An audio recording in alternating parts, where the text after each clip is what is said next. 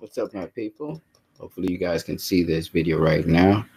And shout out to each and every one of you this morning. We're going to have a discussion, as you can see here. It's mostly about Ray Fisher and what he directly addressed concerning him being in the DCEU.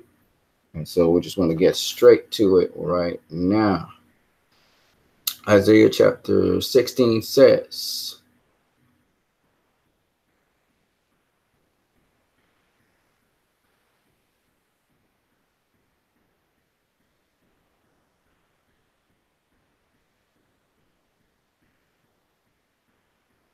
actually, this is not going to be the chapter scripture I'm going to read from. I'm speaking about Moab.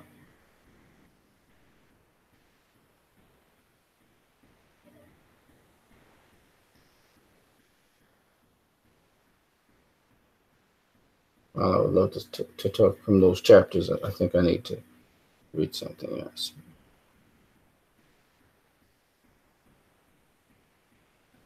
All right, we're going to go from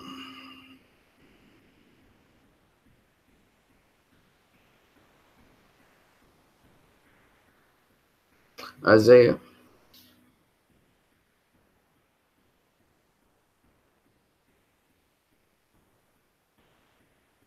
I'm going to read something very short. Isaiah 26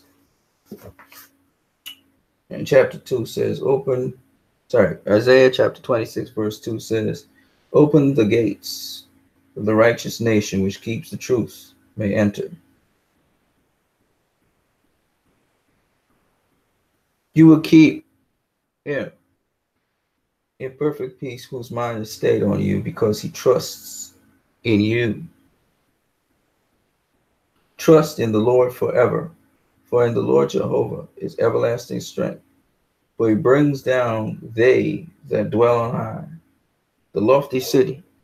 He lays it low. He lays it low even to the ground. He brings it even to the dust. The foot shall tread it down, even the feet of the poor and the steps of the needy. All right, that's basically it for me right there. So,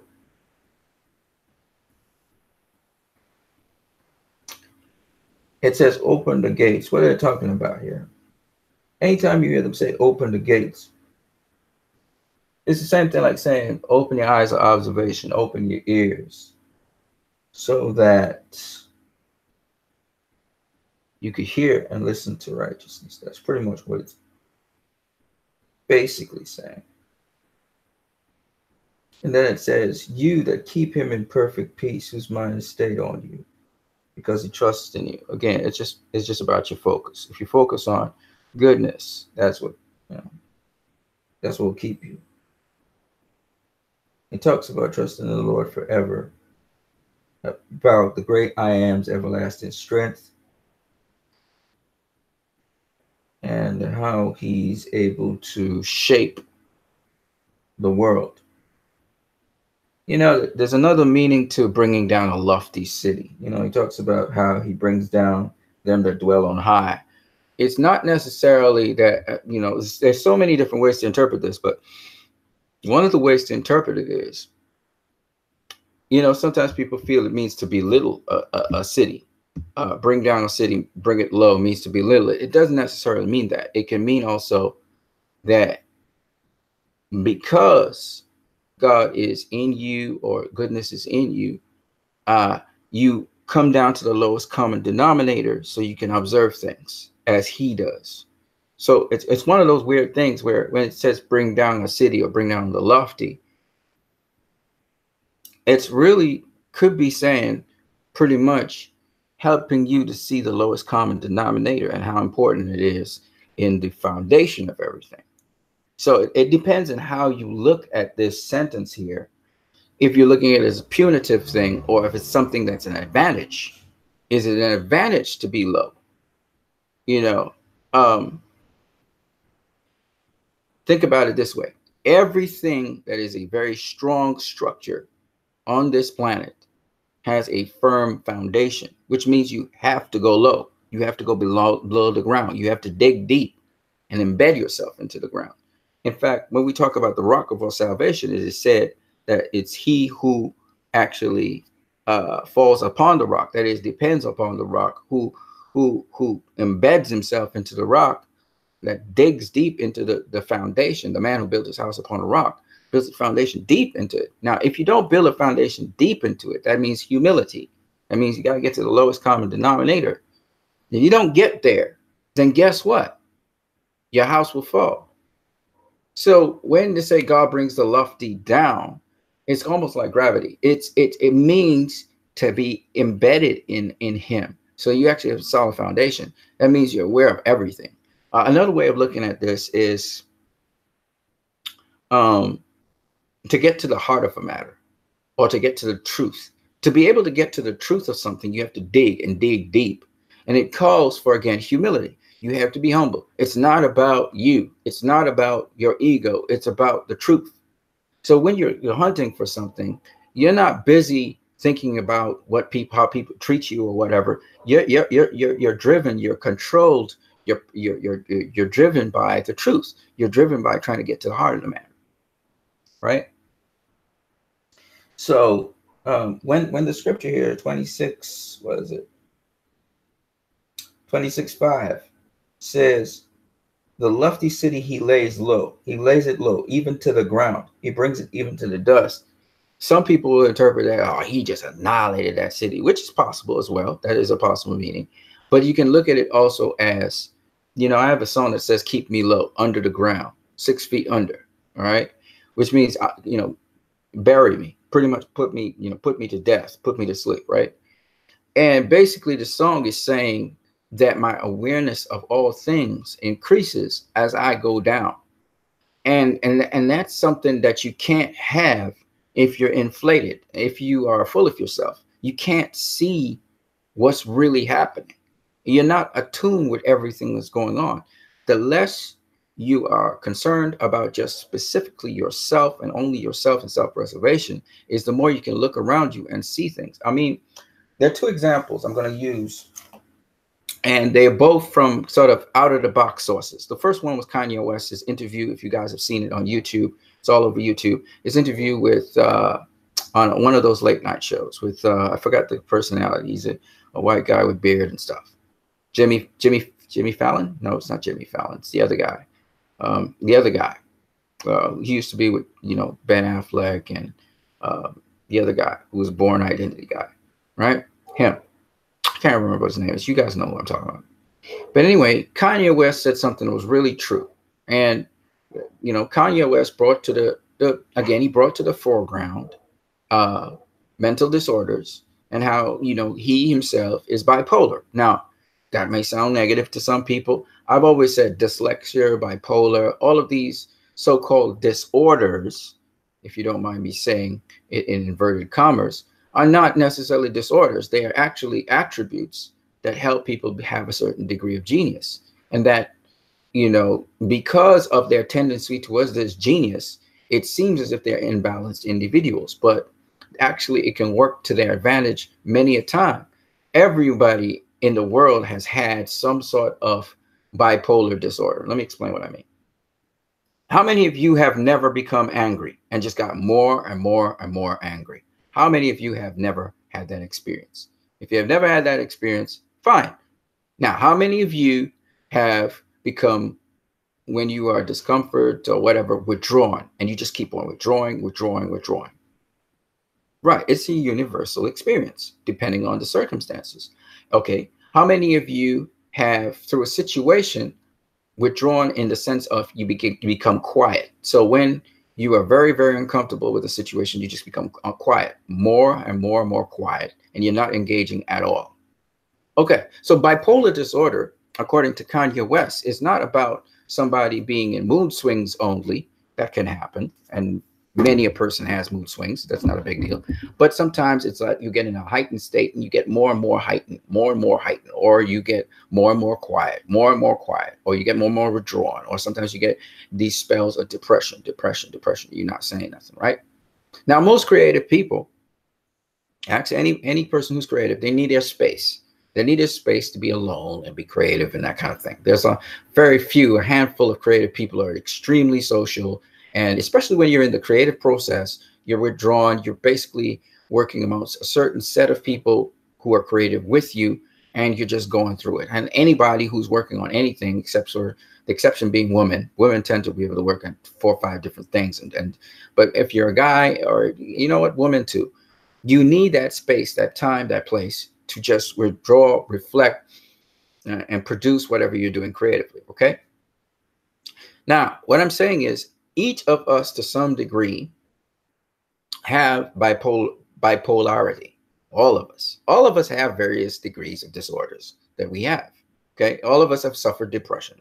All of us, if you've ever existed and existed long enough in the world, you've suffered from all of these things: depression, what people call, post-traumatic depression. I'm sorry, lots of people have suffered from it.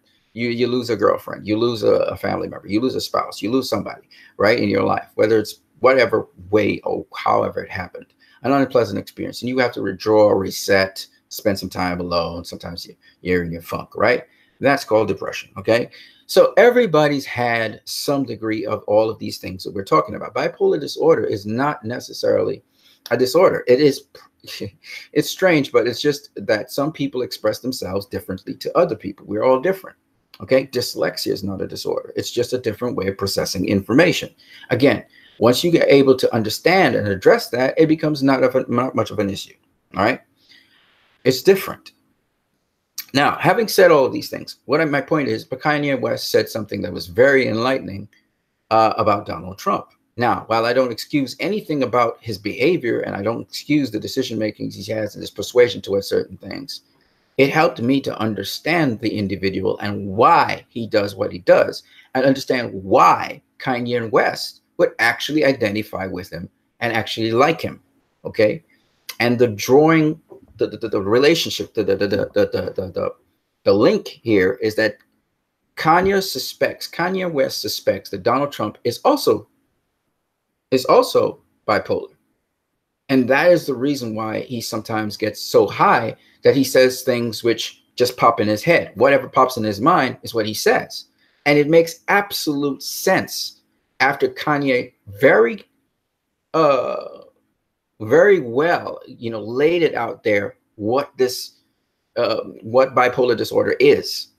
And again, not to excuse anyone, but it makes sense that Donald Trump is that kind of person. And it would explain why Ivanka Trump is so much of a nicer person than I thought she was. She's a very empathetic person. She understands her father's condition, and that's how she's able to work with him.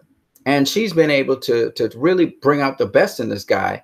And, I think she makes a big difference in his whole, and just the achievements this guy has done in his life. It makes me really, I feel somewhat proud to say that this guy has reached this far. Donald Trump, the president of the United States, this guy actually made president of the United States. And you could say whatever you want to say about the guy. As I've been saying over and over again, I just have to use social media to say this. It compels me to say it. I got to appreciate how far this guy went, in spite of the fact that he doesn't have, or at least he projects, a lack of moral bearing, and he says some really horrendous things. It makes sense in the context that he is this kind of person. You understand what I'm saying? And so you have to, I think that's something that really makes me proud to realize that this guy reached this far. And I think Kanye could really truly identify with that, because he also reached very far in terms of, achievements in the world, and showing that no matter what people class you as, this is the best of what it could be. And even the best is yet to come. And I think that's the same way he sees Donald Trump, the potential. And something Kanye said that was very poignant. Now, I'm going to say this, and I think it's really something that's beautiful that he said that I just have to reiterate. And it's something I've been saying all along. I don't live up to it, but it's something I've been saying all along. And I think it's just something that needs to be put out there. It's not the Jimmy Fallon show. See, I forgot what the guy's name is. That's terrible. Anyway, but it's something that I got to say, because he said something that Will Smith's son says, and I'm going to get to Will Smith in a minute. And I think it's extremely powerful, and I think it's extremely positive. And I think that what Kanye said is so on the nose that we really need to focus on that. And I'm not saying it's limited to Kanye. Kanye is a guy who has said this, but a number of people, and I remember a number of Christian brothers and sisters saying the same thing. We don't live up to it, but it's really true. And that is, he said, whether or not my statement about I like Donald Trump is true or not, whether I changed my mind, whether it's the statement that challenged everything everybody had and it provoked everyone. And he was saying, and this is so true. In fact, Dave Ethan, shout out to you, my boy, he says this all the time. He lives this as well. If everybody spent time focusing on love, all of this hate and vitriol we are having right now that we're feeding off of would dissipate. It is the most truest statement you could ever make. And while love does not excuse people from doing wrong things and we have to put our feet down, we're never coming from a position of hate. See, the environment we're in right now, and this is why I don't speak too much about Donald Trump, is kind of toxic. And you got to understand, Donald has flaws. He's a very flawed guy. He's extremely flawed. The thing that makes Donald Trump, and there's a blessing that Donald Trump is here, and I have to acknowledge this, is that Donald Trump is, in a very interesting way, flushing out our hate and therefore bringing certain issues to the surface. And because we're so panicky, we're looking for solutions to things we probably would have taken decades to look at because we were so comfortable. He's creating an ambience of discomfort that is making us, forcing us to become more proactive and actually look for solutions to the problem, because it's so uncomfortable to be in that problem that we're realizing, no, we can't continue like this. So in a way, it's a blessing that Donald Trump is president of the United States of America. Because now the things we took for granted and we were sleeping on, it's making us wake up and have to do something about it, making each and every one of us proactive. And it's a good thing in some ways, he's seemingly unpredictable. And it seems as though every day there's something worse and worse and worse, but it's training us, it's disciplining us to be understanding that no matter what comes before us, and this is what I love Zack Snyder's movies for, we must resolve in our hearts to be a beacon of light. It's not going to be comfortable. And I think this is one of the most wonderful things that could come out of this situation. And, you know, everybody has this vitriol and hate for Donald Trump. I remember the media starting to target his son. I remember they target his wife's clothing, and it wasn't necessary. I even see sometimes the vitriol towards Republicans. You could clearly see that it's just a bias. I remember me and my mom were sitting down watching television, and one of the talk show hosts, he started digging in and grilling in on a Republican nominee. And I'm like, why, man, dude? He answered you fair enough. Now, I knew it was something else, that the guy had went in with this committee and he had done investigations on things, and he's doing the very acts that he allegedly was investigating. I get it. But at the end of the day, you got to hold back on that hate. It's the hate that I can't take.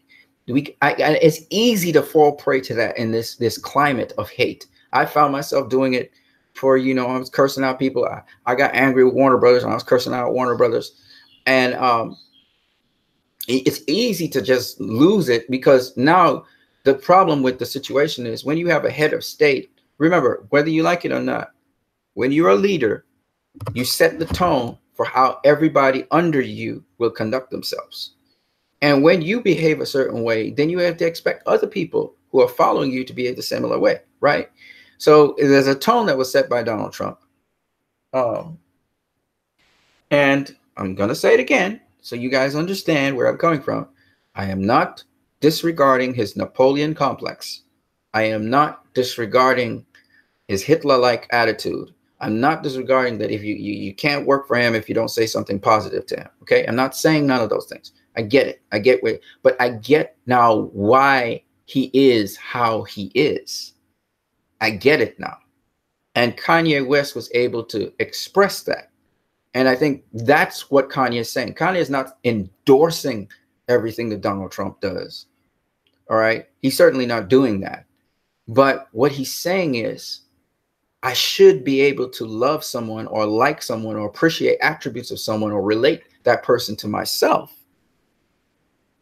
and not be bashed for it and not tell me it's a no-no. Like he said, there's a system in the world today where you're expected to behave a certain way and conduct yourself a certain way, do certain things a certain way. And if you say something else different, you're crazy, you're mad, you're taboo. You're discarded, you're thrown away. And he's right about that as well.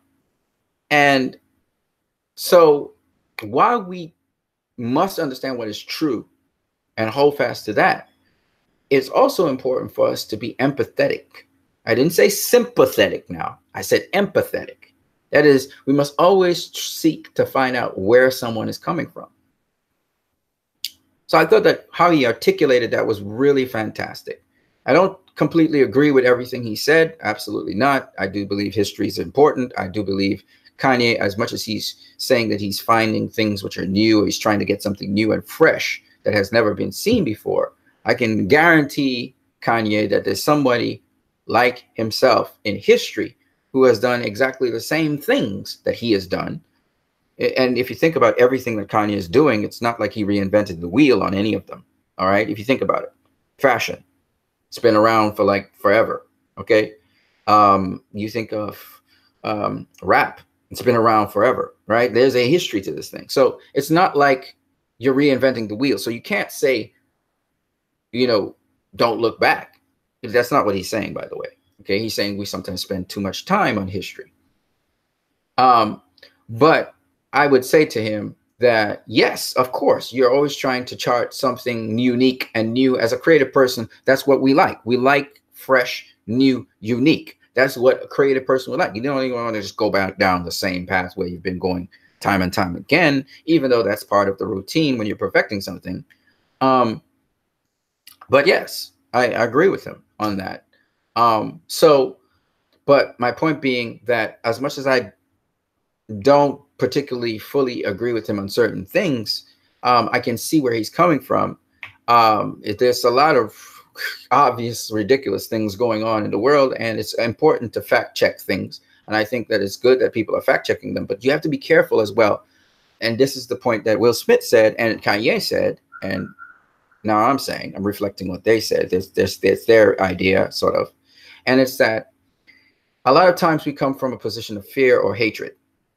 And it's easy because a lot of the news and media that circles around us that is called news is focused on fear and hatred, right? And almost everything's swirling around us, except for sports. And even that's getting infested with fear and hatred now. Movies, entertainment that we used to have, it's now encapsulated in fear and hatred, right? People talking about they hate this about a movie, hate that. And it's becoming a society of fear and hatred, right? Because people have been trying to fill their appetite with certain things, and now they're getting exhausted. There's a saturation of stuff, and things don't help people anymore. And what I would tell most people is just go out there and try and do something good. And I'm a creative person, so I tend to want to not be in a box. I hate being regulated. I'm sure Kanye West will completely get that, right? I prefer to chart my own destiny, and that's all well and good. But at the end of the day, a lot of us out here are not happy. A lot of us out here are sad. We have different issues. We get a lot of stuff, but the stuff does not, we get the latest phones, we have the latest clothing, you know, we have all the amenities, air conditioned stuff, a place to stay, comfort, everything. We're sitting in front of a computer or we're in front of a tablet. We have a really great job. We have a nice big home and all of that stuff. But at the end of the day, we still have to maintain, or those of us who don't have as much as that, and they have just little things, we sometimes, the people with the less stuff are happier than the people who have all this other stuff, all this luxury and amenity and comfort. And I want to tell you guys why. Life is a thing that's not about getting. It's more about giving. The more somebody feels more and more fulfilled and happy, not necessarily important, but happy, knowing that they can give something. When they've given something, they actually feel good. Now, if you're just receiving things all the time in your life, you're going to be depressed. And that's why the biblical process saying it's better to give than to receive is awesome. What I'm doing right now on social media, I can't help but do it every single day because I love giving my input into things. I love being proactive and saying something. And I'm glad when people hear me and they're happy to have received what I had to give. You see? And if you live a life of giving, no matter what situation you're in, if you're depressed or whatever, and I don't always like to give, okay? I'm going to be honest with you guys. I don't always like to give. But if we live a life of giving instead of trying to receive things, it's a very empowering because one, we feel empowered that we can do something. And two, what's more important is that it's very fulfilling because the very act that we do is enough. The very act that we do, even though we may be uncomfortable starting to do it, once we start to do it, it in itself is the reward. And it strengthens us to make it easier the next time to do it. You know, the first time you ever go and exercise, after a long time not exercising, it is painful. You end up with sores, bruises, injuries. But if you keep at it, it is so rewarding. Your body gets better, it gets stronger, it gets healthier, you get more alert, you get more sharper, you want to eat, you get a better appetite. It's the same thing with giving and sharing and how you will impact the world. And there's no boundary to how you can give. There's no limit, there's no cap. So you never feel caged in unless you're obligated to give people certain things and you gave your word like I did, and I still haven't fulfilled 2 obligations that are outstanding to 2 different people. And you feel enslaved to your word until you fulfill it. And so at the end of the day, I believe that these are very important things I just wanted to state in this video before I moved on. And that's what I think that scripture was saying. And I think a lot of times people's fears and their hate keeps them from being the full self that they could be. I think selfishness, hate, you know, what Kanye West calls pride, self-pride particularly, that is a pride which focuses in on self more than it focuses in on others. I can be proud of others. I could even be proud of myself in the context of I'm happy I accomplished this for others to be inspired. If it's just about me, me, me, and nothing to do with anybody else, then that pride is toxic because that pride it's not fulfilled. It's incomplete, and therefore it's a sin. Sin is not something that is sin is not completely bad. Now that's a very controversial statement to make, but first hear me out. What I mean by that is sin is an incomplete truth. See, it has part of the truth correct, but the other part is incorrect. That's why I said sin in and of itself is not completely bad. There's always some kind of good in a sin, whether it's a good intent or whatever. All right. So, but it just didn't get the complete story. That's why sin in the Greek is to miss or a miss. Okay. It's lacking. That's what makes sin sin. In Spanish, sin means without. And it's interesting because when we talk about Satan, which is Shatan, it means against God. Tan means God, Sha means Sha means God, and Tan or Sa or Sha means God, and Tan means without. Okay, so you have to understand the lacking of love or the absence of God or the absence of good is Shatan. That is Satan. So Satan is a product of sin. That is to say, that which is incomplete or without good. You see? So when you start to break down and you understand etymology of words, and you begin to understand the deeper meaning of the Greek and the Hebrew and the Latin and the Aramaic and and so on and so on and so on, as you start to go into the different etymologies, if you've studied a little bit of, religion, if you studied a little bit of this and that and the other, you start to see the big puzzle and the big picture, and it starts to fit together really nicely. You don't have to do all of that. You just have to live, and you can see it in life as well. That's why I try to speak to certain people and say, you're starting to focus on things. When you focus on things and you try to exempt them, it's a problem. You have to have a compass and bearing, but you have to also be able to see everything. And the only way you're going to see it is if you're not proud, if you're not thinking you've got there, I got the answer. No, you're ever getting there. You're ever growing. So you have to be humble enough to understand that the picture, as you get to see it wider and wider and wider, that there's more to it. There's always more to it. And you're constantly learning in that respect to become someone who is more kinder, more loving. It's the simplest things in the world, but this is what gets people into the kingdom of heaven. And remember, heaven is love. That's all it is. That's all it is. You have ever been in love? It's like heaven, isn't it? All right. I'm just giving you guys the simple understanding so that regardless of whoever you are, you can start aspiring to this. And in that journey, you're going to see what I'm talking about in terms of Jesus, understanding what God saves really means. It's so much more than you could ever imagine or dream, but you have to be able to free your mind. And the only way that's going to happen is if you are humble, not if you're proud. And I'm not talking about proud in terms of the word proud as it can be used, because there's so many different ways to use the word proud and pride, and there's these nuances, these subtleties people use it for, to control other people. So you have to be careful how you use it. So when I'm using this word here, I'm using it in the pure sense of what I mean. Pride. Pride can mean so many different things. Now, holistic pride, which is all of us, is fantastic. But a sort of singular sort of pride that focuses in onto myself only is dangerous. And that's where Adolf Hitler went wrong. He spoke of nationalism for himself, not for others, therefore excluding others from the equation. If he had been a nationalist for Germany, involving all of Germany, he would have succeeded in trying to further a cause bigger than himself.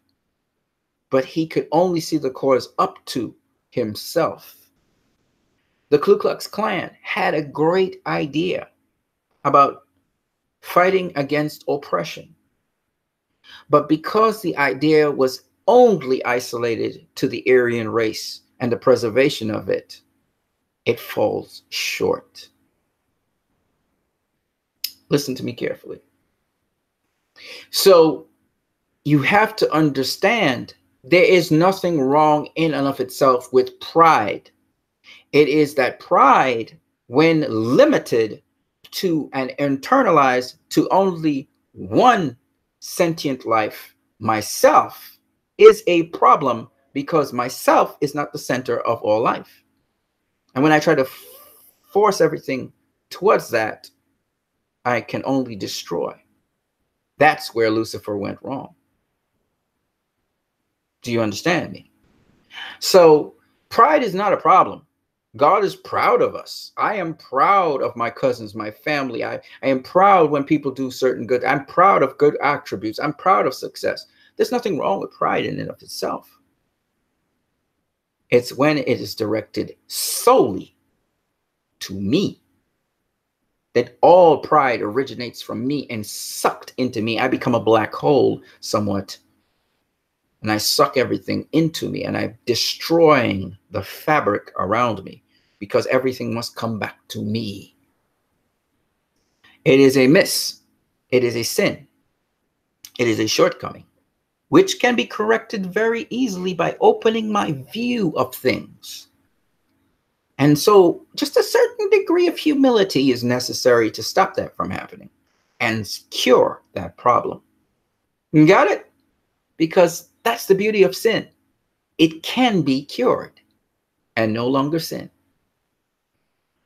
And so Jesus, God saved us from this centric sort of thinking by giving us love and showing us how far love would go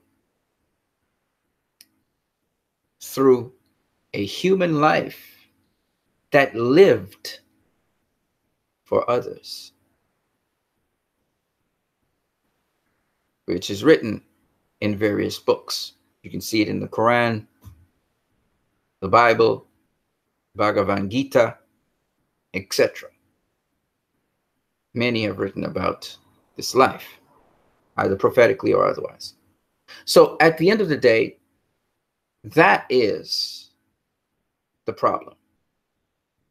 So when we talk about I, me, self being the problem, self is in and of itself not a problem. Self is cool. We are entities, so we must have self, and self helps us to function in unique ways different to other people. Self is not in and of itself the problem. The problem is when the focus is solely on self. Self should not have as a priority over other things that exist. Self is a part of all that exists and not the sole originator of all that exists. Of course, there are different views of thought on this, which will take what I just said and say the opposite and yet mean more or less the same thing I just said, because it depends on how you see self. There is singular entity self, then there is self beyond entity and singularity, which is a whole other story. I would use it as us, we, they would say it as I. So it depends on the perspective of self. I'm being very intellectual here. You'll have to forgive me. So anyway, back to what we were saying, because there are different views of thought. So once you understand how different people think and where they're coming from, then you can actually understand what they're saying. All right? That's what I'm saying. So let me get back to what we were talking about. So humility basically can open up your mind to what's all around you. And now you're very perceptive to everything around you, because now you're not really focused on yourself, which is really awesome. And all of our five senses are to help us focus on outside of ourselves. That's why we have five senses, or six. I can't remember how many anymore. And as a result of that, we're able to inform ourselves and therefore to be able to move accordingly to our environments. So it leads me to this, which I said is the purpose of this video, which is Ray Fisher's statement. Now, I made a number of statements when Ray Fisher did a poem. He actually put out there a poem by a known poet.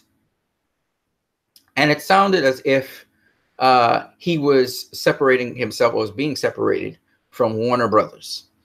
And it kind of got blown out of control. And we actually had media online publicizing this. And I even suspected, and I clearly did, and I actually broadcast it all around. I was saying, if Double B really is throwing Ray Fisher aside as Cyborg, like how they seem to have been discarding Zack Snyder, man, that's and I use expletive, an effed up move, and Warner Bros. Really effing up their universe. So it apparently got a little bit out of hand.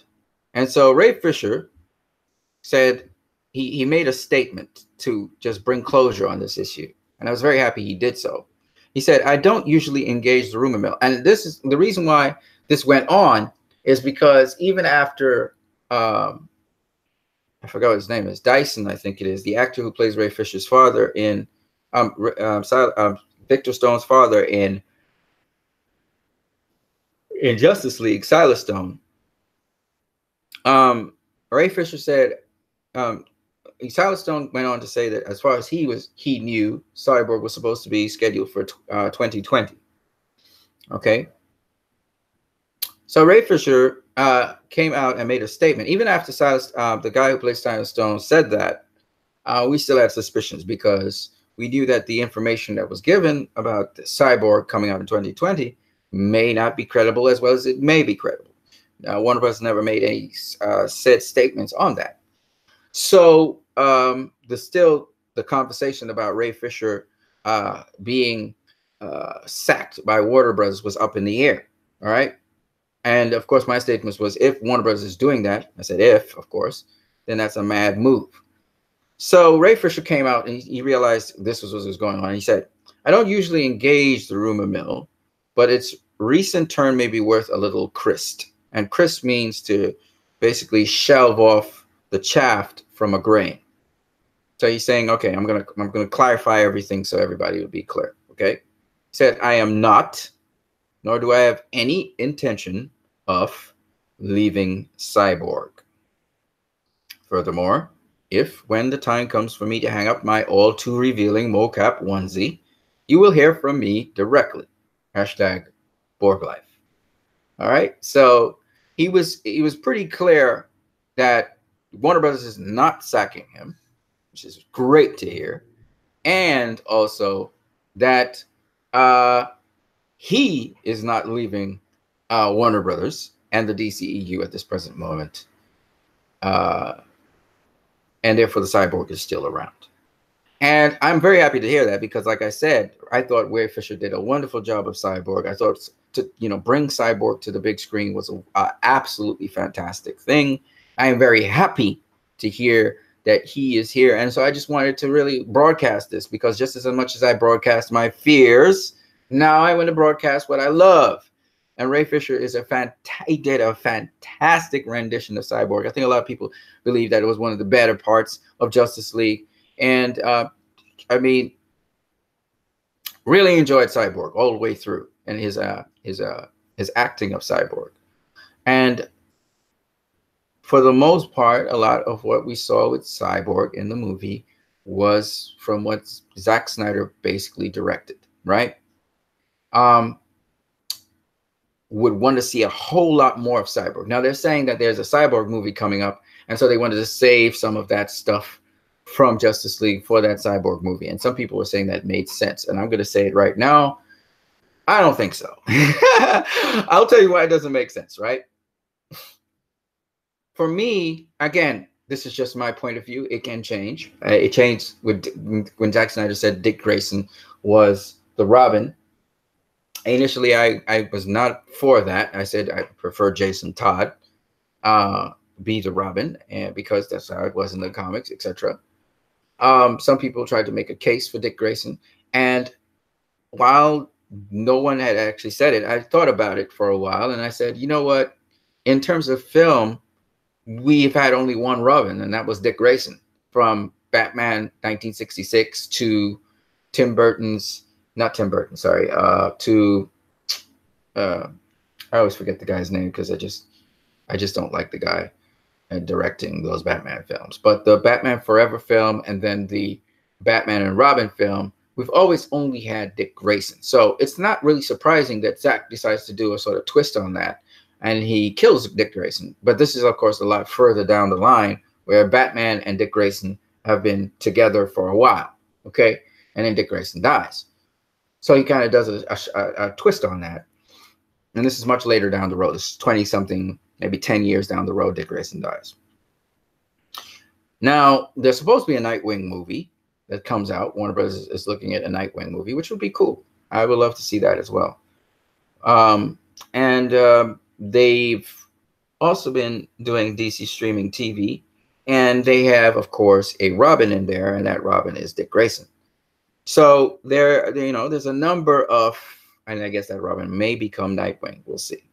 But we got a Robin in there for Titans. So there are a number of Dick Graysons that may float around in the DCEU or DC affiliated media. Now, quite frankly, like I said before, I'm very happy that Ray Fisher is still in the DCU. They haven't fired him. They haven't targeted him for saying what he has to say.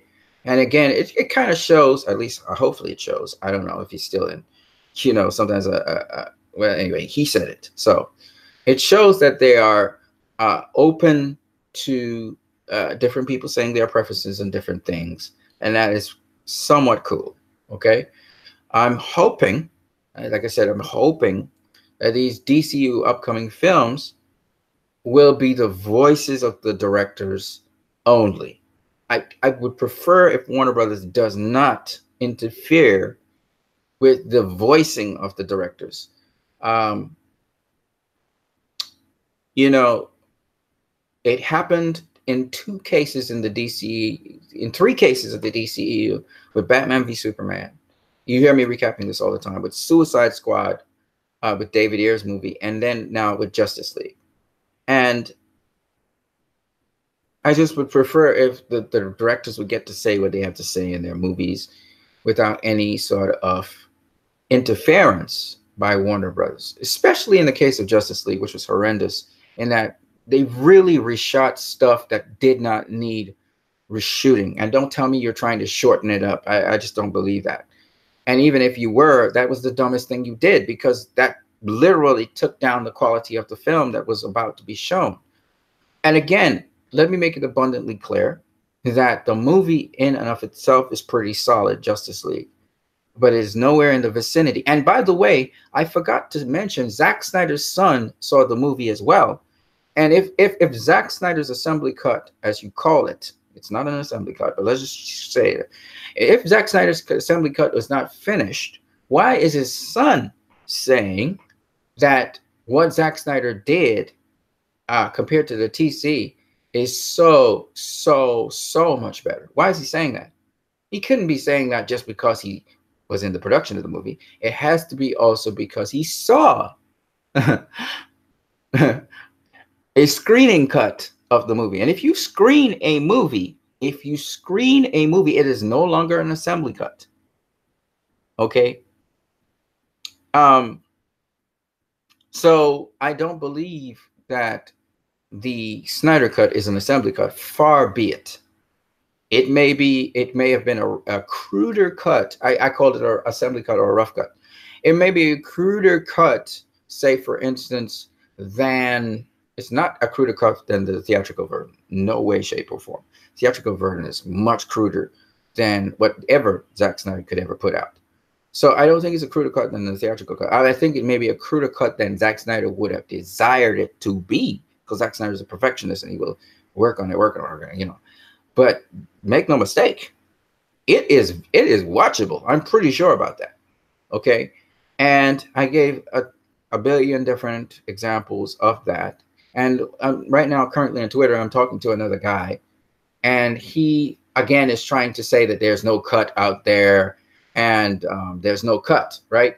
And he made a mistake. He said there isn't any cut, and that's why there is. You do not release the Snyder cut. I was like, do not release the Snyder cut. How can you say there's not a cut and then don't release it? What are you saying? All right, you're acknowledging there's a cut, and then he turns around and says, no, what I really meant to say was that, you know, you guys should not be, you know, promoting release the Snyder cut because there is no cut. And I said, well, why is that of interest to you? Why is it so important that you had to say that?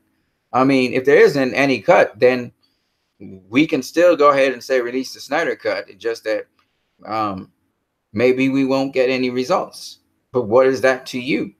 I mean, whether we get results or we don't get results, what is that to you? Why do you care so much that we're talking about this?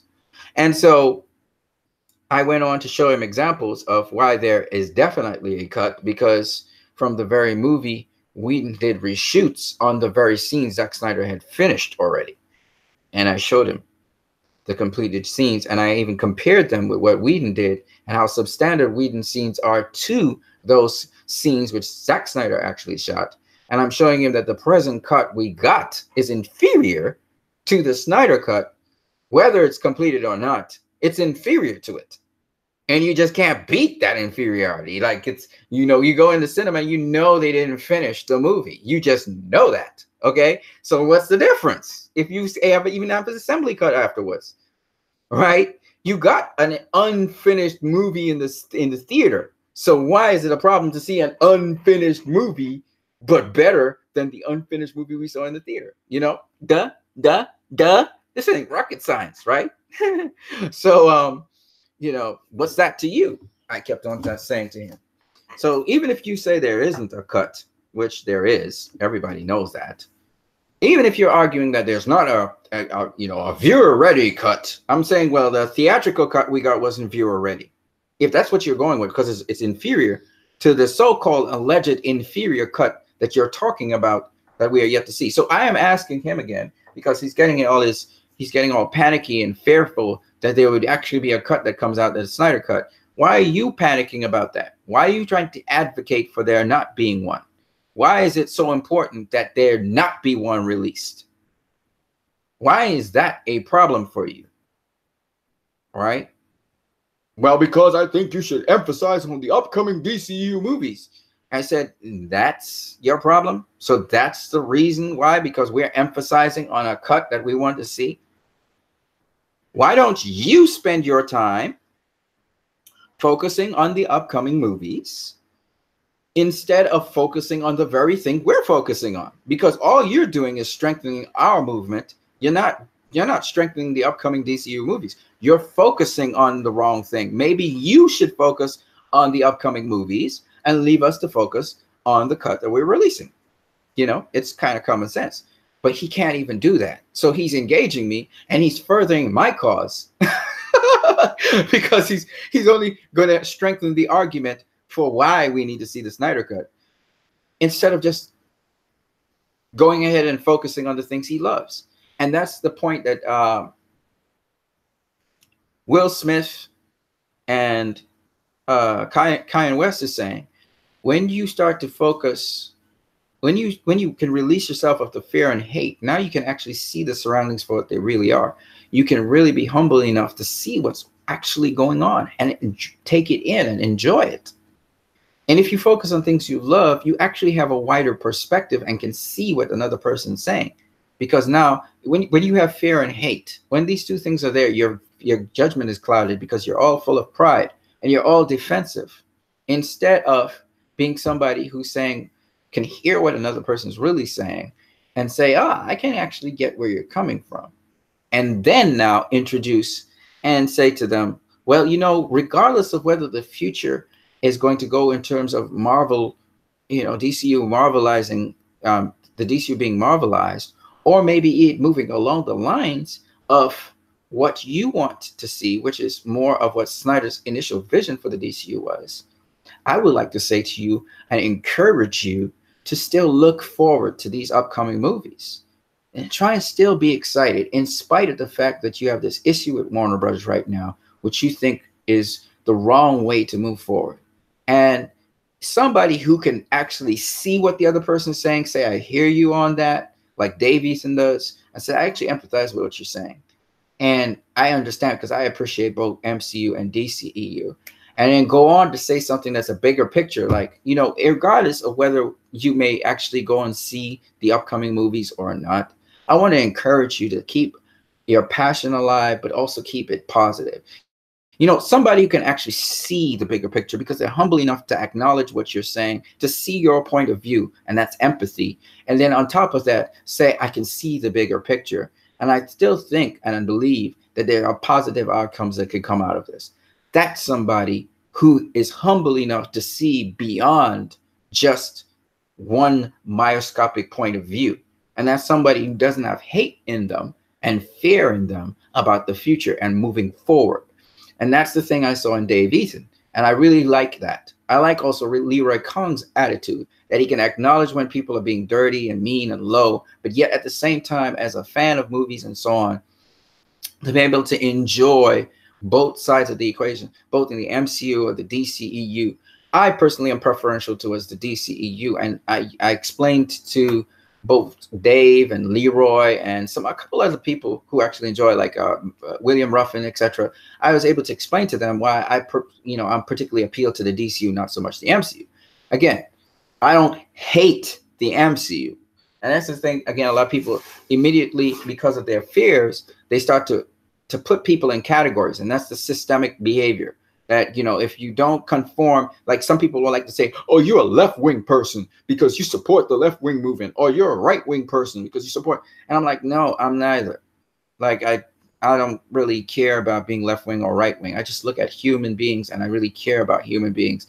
And I feel like this is something where this is a principle involved. And you know, if you're caring about people, this is what you would do. If you care about also seeing the economy and businesses, and this is what you would do. So I try to always try to put a perspective out there that is centered upon humanism to some degree, and that, you know, it's always trying to be centered on love. You know, when I suggest certain things to Warner Bros., they don't have to take my suggestions. You know, I'm not Adolf Hitler. I'm not a totalitarian. I'm not an authoritarian. You don't have to do what I say, right? And even your approach may be one in which is better than what I'm saying. I'm just suggesting things to Warner Brothers. Get it? So again, I'm just being forceful in my suggestions. Sometimes I use expletives, which is not cool, but it's just maybe sometimes it's just my fears of the future, and I like what I am seeing and I don't want to depart from it. It can be all those things. But at the end of the day, what I'm saying to people is that it's great to have a voice out here to say your opinions. Sometimes it's sort of liberating that you can actually say your opinions without being constrained. I think that as I said before, I always appreciated what Warner Bros. Has given us so far, not only with the DCU, but with their movies, okay, and their music. And I'm just saying they should stick to what I think gets them really far. And they seem to be sometimes hesitant to be, you know, I know there's an evolutionary process and people evolve into different things, but they seem not to realize that they need to just stick to what they are. And that as much as they get feedback and they listen to the different feedback to tweak their product, that not all the feedback is actually constructive towards them going in a certain direction. They took the feedback, for instance, for Justice League, and they took steps and measures that actually were counterproductive in the end.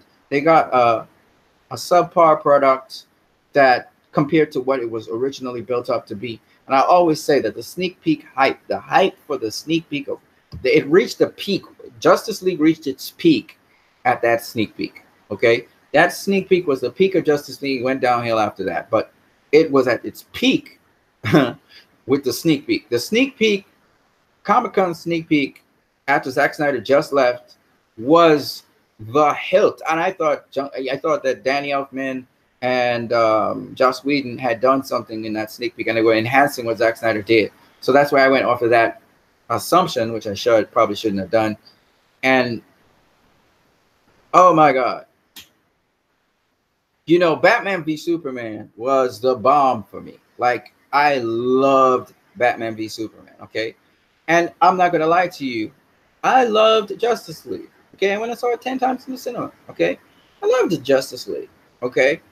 I did overcompensate for certain things, but I think what made Justice League so much more interesting to me, besides the fact that people were hating on it, and I didn't like that, was that it wasn't Thor. I keep saying this because I expected the worst. It wasn't Thor Ragnarok. So I went in with adjusted expectations for the movie, and so I was able to enjoy the crap out of it for that. I really enjoyed the fact that Ezra Miller's brunch scene reminded me so much of Zack Snyder at the time. And I'd done a lot of homework on Justice League and stuff going up into it, talking about the different characters and stuff. But at the end of the day, when I look at what Justice League is and what it really should have been, you know, it takes the taste out of my mouth. When Warner Bros. Went in and put the 2 deleted scenes in there that should have been in the movie, I mean, that it literally smacked me stupid. And that's when my eyes finally opened to the truth. And I started to look and see, oh, look, all this stuff in the trailers, and they were talking about, and I could see what the fans were saying about the trailer. I could see the outrage now, right? Unfortunately, it took me a very long time to get there. And so I'm now getting angry after the fans and everything had gotten angry about that a while back, all right? So I'm processing as we go along. But as I said before,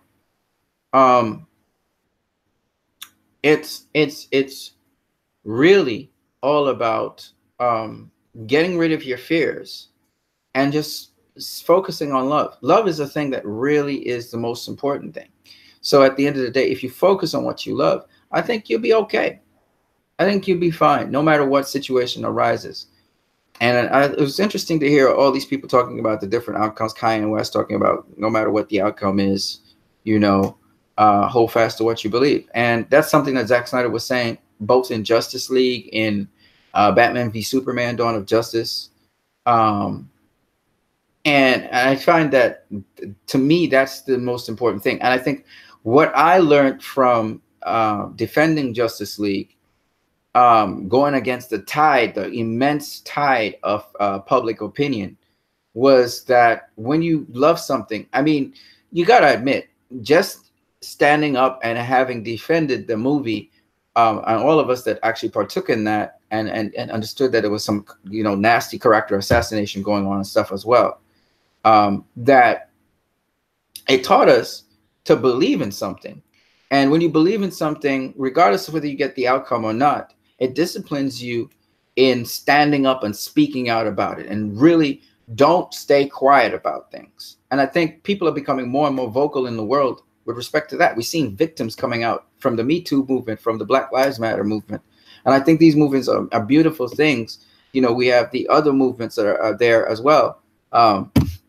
And all of these movements, quite frankly, are bringing a certain awareness to people, and people are getting empowered. They're realizing what I do, what I say does count, does matter. And I think when the power gets back into the hands of the people, I think that's when it really is going to be great. It's not about somebody representing the people anymore, but the people taking it upon themselves to represent themselves in their communities, in their local areas, and make that change happen. And the sooner people begin to realize that they have more power than you don't need to actually designate somebody with the power to do something that you can do for yourself. Sometimes you just have to take it upon yourself to do it. I'll give you an example. So I'm not going to wait for my county, their disposal system, to clean up the surroundings where I'm at. I've learned to take it upon myself when I go and I do my business on the streets to clean up the area where I am. And that has set in motion a certain chain reaction where people are somewhat aware of their surroundings, and they are also taking responsibility for keeping their area and space clean. So, but through example and through repetition and consistency for 2 years, I've been doing this. And a lot of other people started doing the same thing.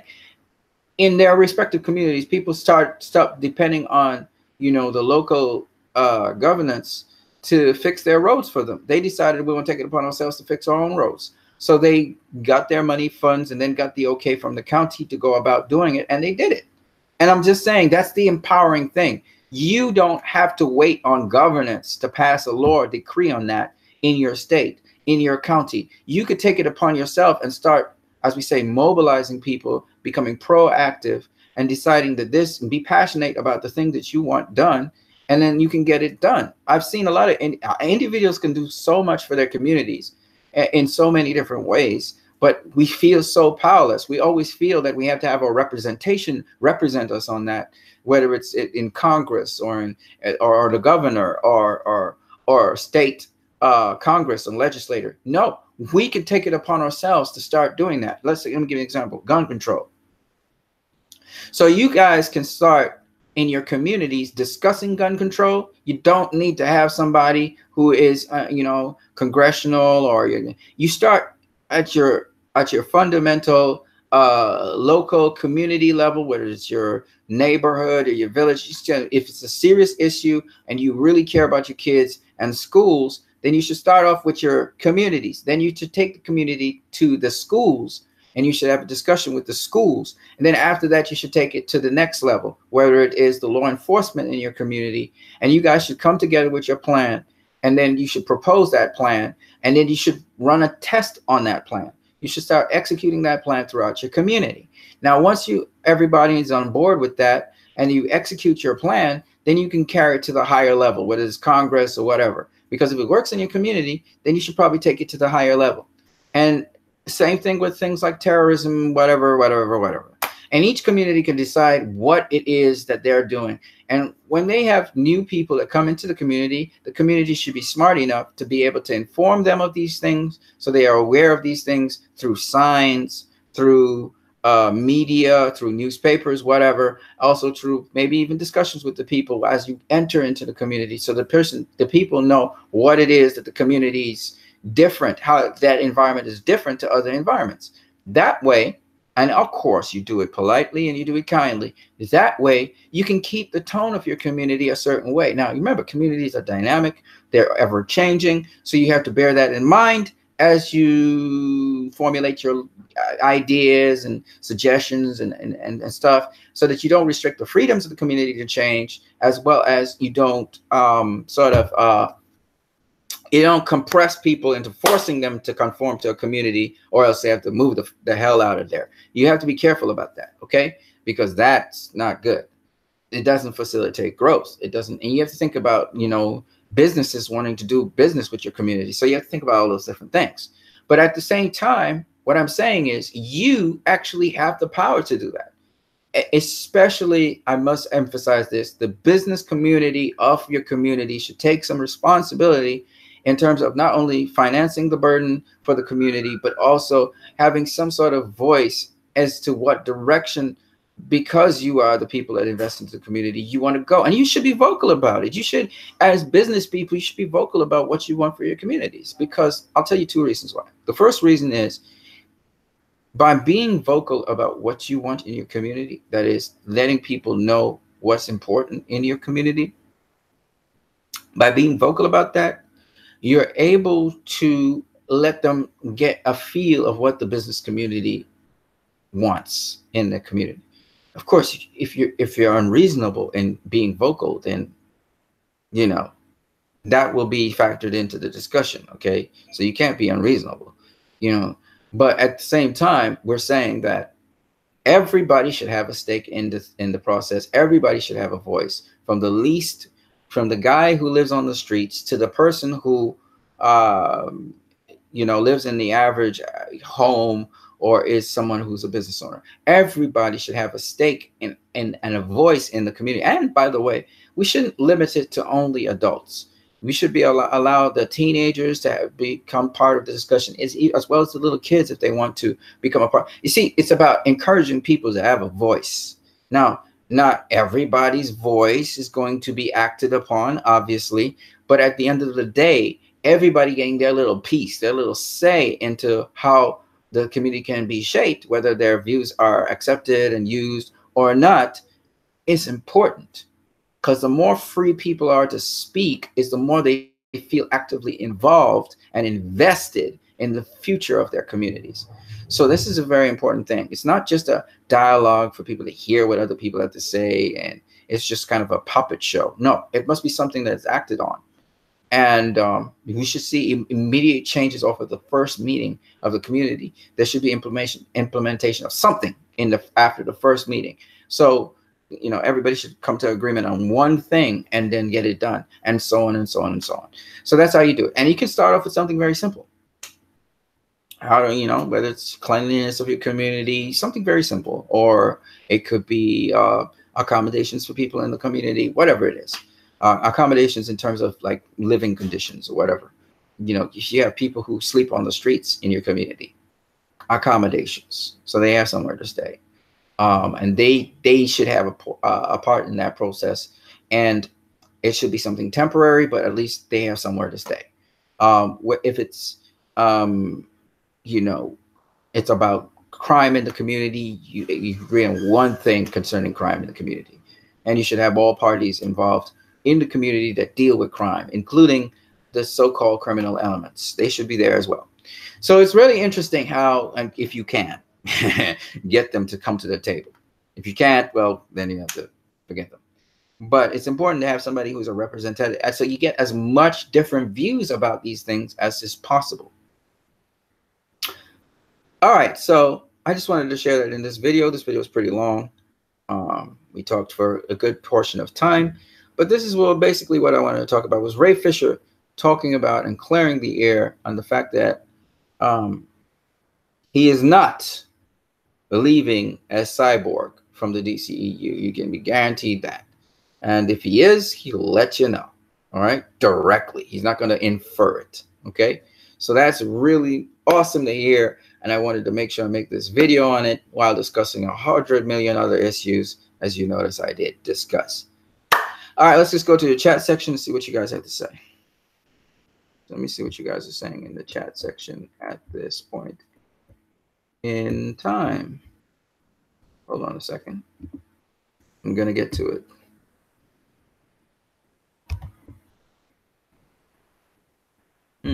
Hold on a second. I'll get to you guys. I'll get to you.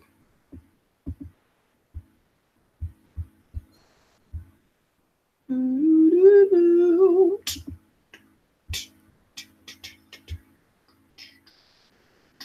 going to turn my camera off. No, I'm going to leave my camera on. See what you guys are saying in the chat section, because I know you guys are talking. How's everybody doing, by the way? How's everybody doing, by the way? Is everybody cool? Good morning, Damian, Anton, Vincent. What's up? Hashtag Borg Life. Yes, baby. Borg Life forever. DJ Lawson Found says, just rewatched the Justice League sneak peek yesterday. Man, that thing was smoking. DJ Lawson Found says, glad Ray Fisher's back. Hope they don't screw up the corrector. Yeah. Cyborg's a corrector you have to get right. So they'll work on it. They don't have a director for Cyborg, I don't think. So it's going to take a little while. DJ Lawson Found says, hashtag where is Dave Ethan? I don't know, man. I don't know. I haven't seen him in a while. But hopefully he's okay. Maybe he's working. Damian Antivison, I'm good. All right, bro. That's great to hear. That's great to hear, man. Stay positive, my brother. Stay positive. Yeah, basically, I haven't seen Dave Ethan in a while. I hope he's okay. I wouldn't be surprised he is. You know, Dave Ethan, Leroy Kong, they're good peoples, man. They're good peoples. I gotta admit that. I like that they actually like comic book movies. I'm more partial towards the DCU, at least the DCU I'm familiar with. Again, my mind may change if I see the next Aquaman trailer, right? So I'm always open to just that. I even looked at Aquaman trailer, I think it was 2 days ago. I watched the Aquaman trailer. I can't remember why, or it was just there and I just decided to click on it and watch it. And I know the CG's not done. I don't think the CG's done, right? But it's still, you know, it's there. I see what they're trying to do with the Aquaman movie. I see. Oh man, the actor who is playing Orm, fantastic acting. I love his voice and everything. It's just like epic. He has an epic voice. And I can see James Wan was trying to use some of the music from BVS, which was really cool. So I could see where James Wan is going with the movie. And it is an adventure flick. And we got some Indiana Jones and the Last Crusade. If you looked at, I just happened to be on social media. I think it was Twitter. Somebody put up one of the, you know, behind the scenes pictures of it. And it really looked kind of Indiana Jones-ish. I know it's going to be an adventure flick. It's going to be a journey, adventure journey. So it should be very interesting with Mira and Arthur Curry. So it should be interesting. I don't even know what Mira's real name is. What's Mira's real name? Is it just Mira? Okay. But yeah, it should be interesting. I think it's going to be an interesting movie. It's just, like I said before, I don't know, man. The trailer just didn't. I've looked at it multiple times, and I'm not hyped for Aquaman. So it is just what it is, I guess. But we'll see. We'll see. We'll see. You know, a lot of people have confidence in James Wan and his directing. So, you know, he did Fast and the Furious. I can't remember which one, 5 or 6 or 7. I think it was 7, one of them. And people loved it. Of course, Fast and the Furious is more of an action movie. It's not as deep. You know, so it is what it is. You know, I'm hoping for the best, though. It's 11:45 a.m. I can't remember when I last started this video. Probably at 10 or maybe it was at 9. Well, I'm gonna shut off now, guys. It's good to see you guys, though. It's good to see you guys on here. I see a lot of people, you know, still looking at my videos, which is pretty cool. And this is my rest day. It's sunny, but it's overcast. Oh, yeah, it's kind of slightly cloudy. It's not overcast, but slightly cloudy out there. And so I'm not going to work today. I'll be here for a little bit. I'll go this afternoon, later on in the afternoon. I got to go check on somebody here. So let me just see what's going on. And I hope you guys enjoy yourselves, man. But yeah, there's definitely a Snyder Cut out there, and I'm looking forward to seeing it. and we'll see how that progresses soon enough. And that's basically all I got to say for you guys right now. If you guys have anything else to say, I'll entertain any questions. I could show you guys some other things on Twitter that are really cool.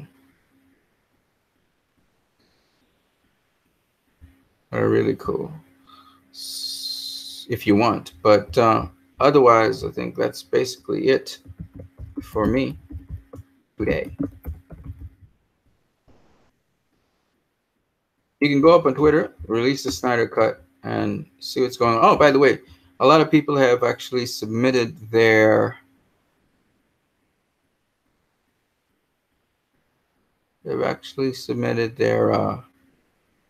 letters to Warner Brothers from Brazil and I think New Zealand and Australia, so that's really cool.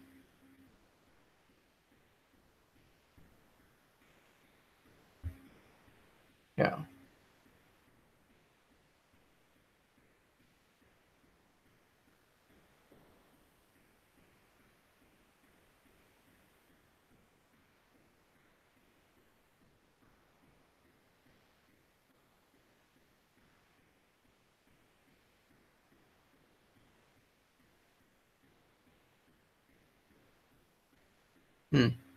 Interesting.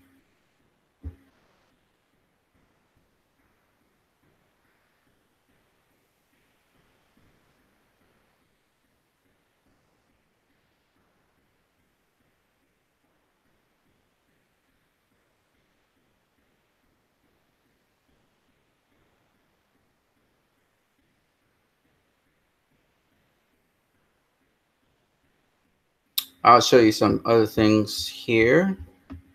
Some people pointed out. Might as well just show you this. This is on Twitter. So here, a second.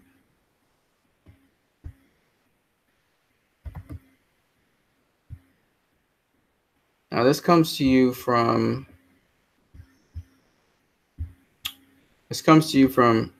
Isaac Burbank, hashtag release the Snyder Cut. Zack Snyder said, my personal success will be that people understand what I was trying to do. Zack Snyder.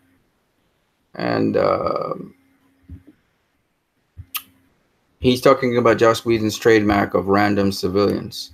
So in both Justice League and in Avengers Age of Ultron, I do believe, you had this subplot in the entire movie that involves a Russian family that was left caught in the middle of a battle between the Justice League and Steppenwolf's argument. It causes the weirdest subplot. I didn't find it so bad, to be honest with you. Playing of this sort will be incredibly familiar to anyone well-versed in the prior superhero movies directed by Joss Whedon, because he pulled a similarly bizarre, laughable, cheap trick in both the Avengers and its sequel, Avengers Age of Ultron. The Avengers had the random waitress saved by Captain America, who had a much larger role in the scenes that were ultimately cut. And the sequel had the long Sokovian woman whose brother went missing amid Ultron's reign of chaos. Just as with those scenes, the Russian family felt like a lazy attempt to imbue the digital carnage with some additional humanity. But in each instance, Joss Whedon forgot one thing. The audience doesn't really care about the random people they don't know, no matter how cute they are. It's a filmmaker's signature at this point, and a bad one at that. Now, again, I've said this and I'll say this again. I do think the Russian family for that particular cut actually made the cut more interesting, because there was now stakes which had to do with saving this family and fighting Steppenwolf. Because the way how that particular cut was, if they were just fighting Steppenwolf, that thing looked so corny as hell, and it lacks so much tension in it that it would have just in and of itself been just terrible. Okay, so it was actually sort of good for that particular cut that they actually had the Russian family in it, and Joss Whedon knew that, because he had taken most of the tension out of the film. So I still argue that for that particular cut. Now, if they had went with what Snyder had already been doing, we wouldn't even need that. You see what I'm saying? Because it would have had the tension being built up successively, as you could feel even in the trailer, the sneak peek trailer. There was a tension building, and we were like, man, when Steppenwolf shows up, how are they going to handle him, right? You will get that feeling continuously as you were, um, you know, looking at the sneak peek. But the way how they actually pulled off the movie and just sucked all the tension out of the movie, that was actually building up to it, that the sneak peek had. I think if you had what Zack Snyder originally had planned, oh my gosh, and they were fighting Superman, let's say in the opening scene and all of that stuff, it would have been any kind of flashbacks to certain things. It would have been crazy. It would have been crazy. And I think that was the Justice League I think we were all expecting, and we got this one instead. So again, you know what's funny though? I was listening to a podcast that was bashing Justice League, right? And these guys were Marvel fans, and they were saying how Avengers: Age of Ultron had a better sequence with the families in Sokovia and investment in them than the scenes in Justice League. And it's so funny, the same director the same director using the same sort of device did both scenes. That's when you're partisan. You can't see that it's the same guy that did both stuff. And the difference being that the one that the guy did in Justice League, I think, was even better done than the one in Avengers: Age of Ultron, if I'm not mistaken. But maybe I'm wrong. Maybe they're both about the same level. I don't know. So anyway, I just wanted to share that with you guys because I thought it was very interesting. And I understand why people would say certain things about this. This scene here, which I'm trying to show. Oh, I can't enlarge it. This scene right here is really epic. This is in Batman v Superman.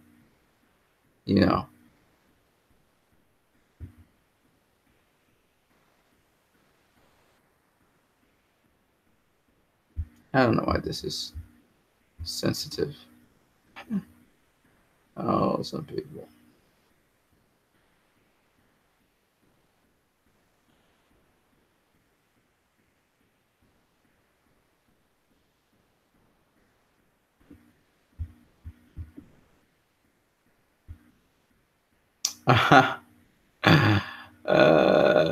This is funny.